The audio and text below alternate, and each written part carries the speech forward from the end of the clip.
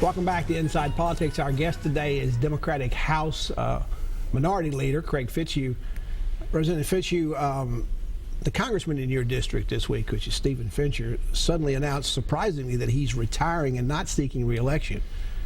That won't be an easy race for any Democrat to run for, but is that something you're looking at? Are you being urged to run in that district? Well, some people have asked about it, but I think my focus should be on the issues that we've just talked about. We've got some things that I certainly want to move through, so I'm probably not interested in going that route. There's a lot of my colleagues, Republican colleagues, that have already jumped in as well. Yeah, congressional seats don't come open very often in Tennessee, and when they do, you get quite a credit. It almost looked like the Republican field for president for a while. As many as 12 people have already been talking about it. Really, that's a big number. So is it your plan to seek re-election to your current seat in the House? It is. If you are re-elected, are you inclined to seek another term as leader for the Democrats? I would be. I believe so, Pat, if my colleagues see fit to elect me. When the 110th General Assembly convenes in January of next year, 2017, how much larger do you expect your Democratic caucus to be, or will you be lucky to hold on to the 20-odd seats you've got right now? I think we can hold on to our seats, and I'm very getting enthusiastic, really, about the number of people we've had talk to us about running. Quality community people, and some of these issues that we've just talked about, Insure Tennessee, vouchers, privatization, those issues are resonating, and people don't like some of those. So I'm thinking that we're going to pick up some pretty much quality candidates, and you know, in a presidential election with a good race there, I'm optimistic we can add a few. Now, how would you do well in Tennessee in a presidential race that's likely to be solid red? I mean, there's nobody saying the Democrats, no matter who their nominee is likely to carry this state. So how would that be anything but sort of an anvil around your neck as far as a candidate? Well, you know, there's still a lot of Democrats in Tennessee. A lot of those that we don't just haven't been voting and showing up at the polls. Well, some of them haven't, I hope. But I think we're going to have an issues race, and looking at the field of candidates that are there on the Republican side, I think the ultimate candidates for the Democrat is going to have a substantial following. Well, National Party is having a much more hotly contested race for its presidential spot and nomination than has been expected. Are you endorsing or supporting either Hillary Clinton or Bernie Sanders? I've come out for Secretary Clinton. I've admired the Clintons for many years, and I think she is probably the most qualified person ever to become president of the United States with her background. You have a very conservative district. How tough is that in your area? My guess is some years ago her husband in 92 and 96, when he carried this state, may have done well there, but she has a much more liberal image. So how do you sell that in her district? Well, she's got a pretty good foundation of what she's done during those careers. So I think it has a lot to do with who the Republicans end up on the other side.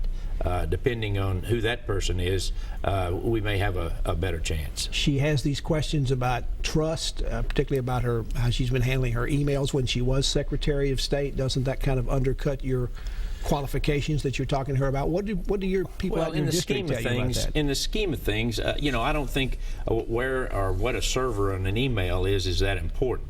I think you need to look at the whole body of work, and I think you'll find Secretary Clinton, and before that Senator Clinton, and before that First Lady Clinton has done a lot for this country in a positive way, makes the right calls on big matters, and I think that will continue. This is a hypothetical question, but the FBI is investigating this situation with Mrs. Clinton. If they happen to find there's a need to indict her in this matter, what does that do to the Democrats? Aren't you potentially putting a lot of eggs in one basket that you might wind up having a very damaged candidate? Well, I think that's really hypothetical. I don't think that's going to happen, but we'll see. And we do have two candidates in the race right now. So, speaking of Bernie Sanders, he's much more liberal in viewpoint in what he says out on the campaign trail. How would he play in Tennessee? How will he play in the March 1st presidential primary here? Well, who knows? But Tennessee is changing. Women are coming to the polls in record numbers. Those that are not your old white guys like you and me, Pat, are becoming a much larger part of the voting electorate. So, you know, Tennessee is moving with the times. Looking down the road now to 2018, the governor's chair will be open. You looked at running a couple of years ago, the last time the seat was up when Governor Haslam was seeking re-election, but you decided not to. Are you giving any thought about running next time? Well, you know, I don't look quite that far out. I've got an election that I haven't filed my petition on yet and getting ready to, and then hopefully re-election as the leader of the Democrats in the House. But you know, I've been doing this for some time now, and it seems like my public life has been about state government, and I want us to continue to do this, to continue on the good things that this administration has done, and try to get this ship back in some ways that I feel like it's drifting a little bit. So you know, we'll have to see, but I'm very interested in fulfilling you know, my career, doing the best I can for the citizens. So if you're reelected, it might come on your radar screen to look at 2 years down the road from there. You never say never. So the Democrats and the Republicans have actually divided up the governor's chair over the last 50 some odd years.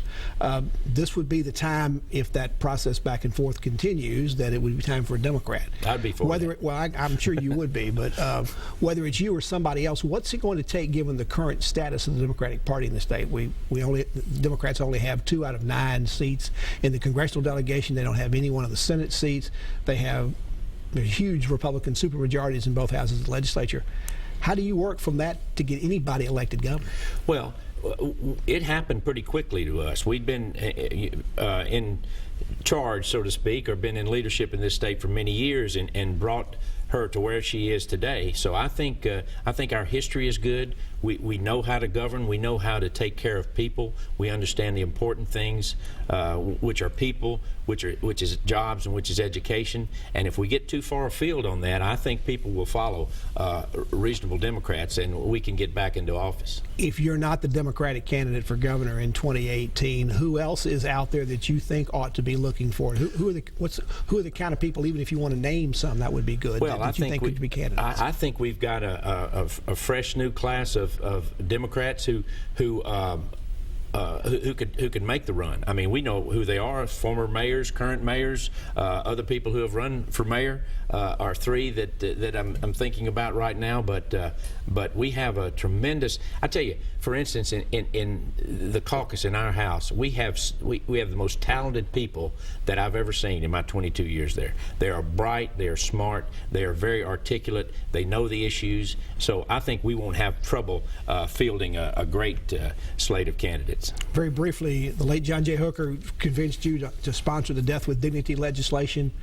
He's passed on now. He can't push it. Are you going to continue to push it? Yes, we're going to try to move it forward. It's going to be a long haul, especially with the governor not being there with us. But I made a commitment to him, and I tell you, there have been a lot of people that I would have not expected to come out in favor of that legislation. So I miss my friend, and I will try to do what we can for that. Representative Fitzhugh, thank you so much for coming in. I'm sure we'll have you back in the future show. Thank you, Pat. And thank you for joining us on Inside Politics. Hope you'll be back here again for a future show. If you can't get up politics in the meantime, go to News Channel 5 website. You'll find my Capitol View commentary there. There's new commentary posted every Friday afternoon.